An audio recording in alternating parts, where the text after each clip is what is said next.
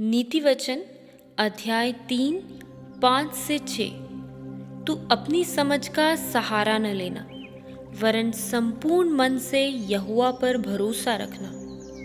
उसी को स्मरण करके सब काम करना, तब वह तेरे लिए सीधा मार्ग निकालेगा। भजन संहिता अध्याय 34 17 से 18। धर्मी दुहाई देते हैं और यहोवा सुनता है और उनको सब विपत्तियों से छुड़ाता है। यहोवा टूटे मन वालों के समीप रहता है और पिसे हुओं का उद्धार करता है। व्यवस्था विवरण अध्याय 31 उसकी 6वीं आयत। तू हियाव बांध और दृढ़ हो, उनसे न डर और न भयभीत हो, क्योंकि तेरे संग चलने वाला तेरा परमेश्वर यहोवा है।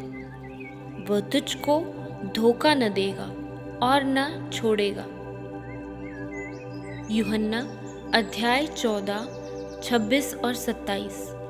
परंतु सहायक अर्थात पवित्र आत्मा, जिसे पिता मेरे नाम से भेजेगा, वो तुम्हें सब बातें सिखाएगा और जो कुछ मैंने तुमसे कहा है वह सब तुम्हें स्मरण कराएगा। मैं तुम्हें शांति दिए जाता हूँ, अपनी शांति तुम्हें देता हूँ। जैसे संसार देता है, मैं तुम्हें नहीं देता। तुम्हारा मन ना घबराए और ना डरे। यशाया अध्याय 41 उसकी 10वीं आयत। मत डर, क्योंकि मैं तेरे संग हूँ। इधर उधर मत ताक, क्योंकि मैं तेरा परमेश्वर हूँ। मैं तुझे दृढ़ करूँगा और तेरी सहायता करूँगा। अपने धर्म में दाहिने हाथ से मैं तुझे संभाले रहूँगा।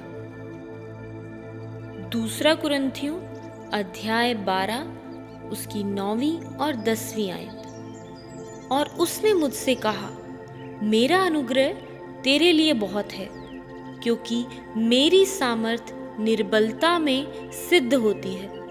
इसलिए मैं बड़े आनंद से अपनी निर्बलताओं पर घमंड करूंगा, कि मसीह की सामर्थ मुझ पर छाया करती रहे।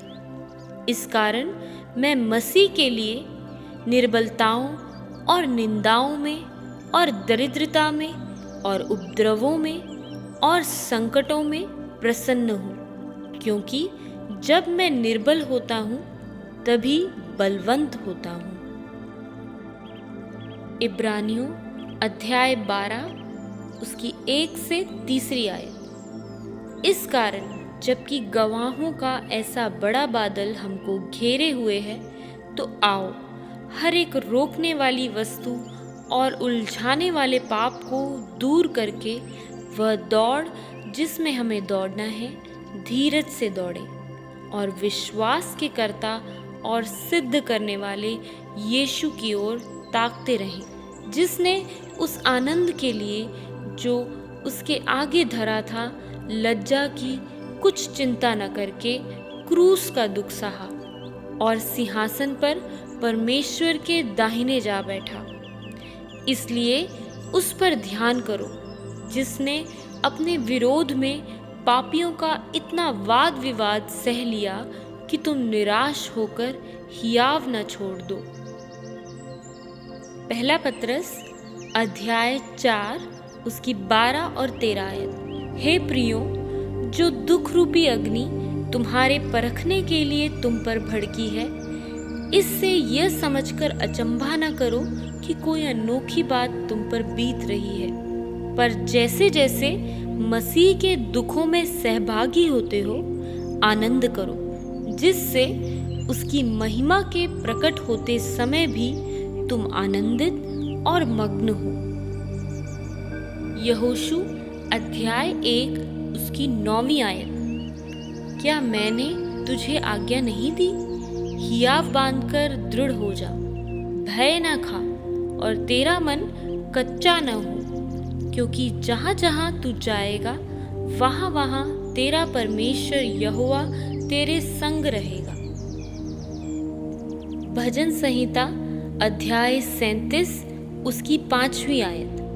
अपने मार्ग की चिंता यहोवा पर छोड़, और उसी पर भरोसा रख, वही पूरा करेगा। यशाया अध्याय 43 उसकी दूसरी आयत। जब तू जल में होकर जाए, मैं तेरे संग संग रहूंगा, और जब तू नदियों में होकर चले, तब वे तुझे ना डुबा सकेंगी। जब तू आग में चले, तब तुझे आँच न लगेगी, और उसकी लौ तुझे ना जला सकेगी।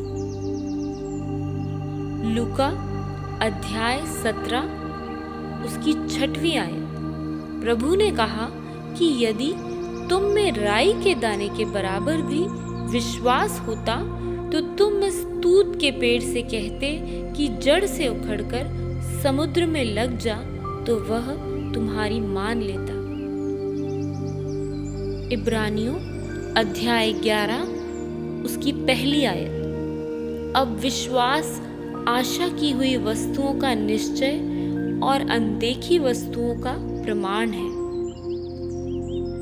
रोमियो अध्याय 10 उसकी 18वीं आयत। सो विश्वास सुनने से और सुनना मसीह के वचन से होता है। मरकुस अध्याय 9 उसकी 23वीं आयत। यीशु ने उससे कहा, यदि तू विश्वास कर सकता है तो विश्वास करने वाले के लिए सब संभव है।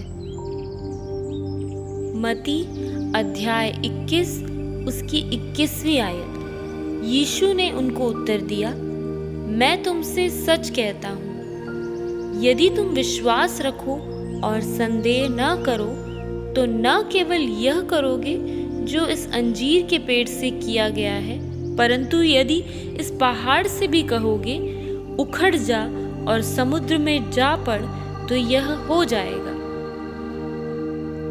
मत्ती अध्याय 19 उसकी 26वीं आयत। यीशु ने उनकी ओर देखकर कहा, मनुष्यों से तो यह नहीं हो सकता, परंतु परमेश्वर से सब कुछ हो सकता है।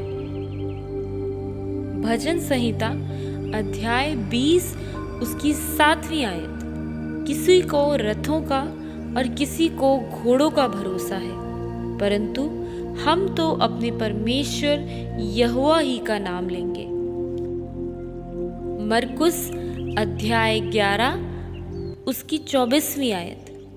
यदि मैं तुमसे कहता हूँ कि जो कुछ तुम प्रार्थना करके मांगो, तो प्रतीति कर लो कि तुम्हें मिल गया और तुम्हारे लिए हो जाएगा।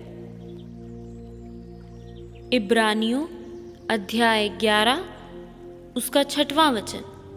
और विश्वास बिना उसे प्रसन्न करना अनहोना है, क्योंकि परमेश्वर के पास आने वाले को विश्वास करना चाहिए कि वह है, और अपने खोजने वालों को प्रतिफल देता है।